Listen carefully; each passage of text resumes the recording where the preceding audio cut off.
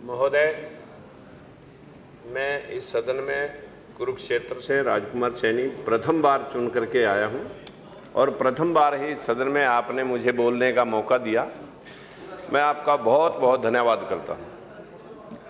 दूसरा धन्यवाद मैं नरेंद्र भाई मोदी का करना चाहूँगा, जिनकी वजह से पूरे विश्व में प्रजातंत्र के प्रति जो विश्वास और जिस गौरवपूर्ण दृष्टि से प्रजातंत्र को सराहा गया, मैं इसका धन्यवाद उनको सशक्त नमन करके देता हूं।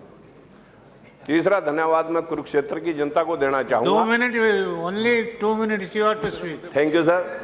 मैं इन्वायरमेंट के मुद्दे पर एक आप इस सदन का विशेष ध्यान दिलाना चाहूँगा कि जहाँ पर पर्यावरण पूरे विश्व के लिए जितना जरूरी है, हमारे देश के लिए भी उतना ही जरूरी है।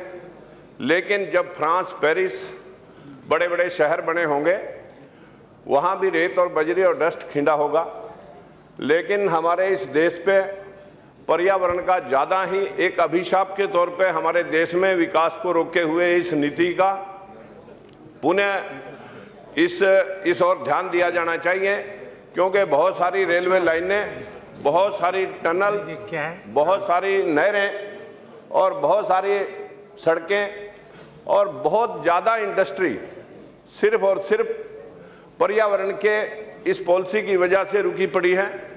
मैं 2010 में एक इंडस्ट्री लगा रहा था, वो भी आज तक मुझे लगता है 4 वर्ष हो गए हैं, अभी तक वो इंडस्ट्री को इन्वायरमेंट क्लियरेंस नहीं मिली।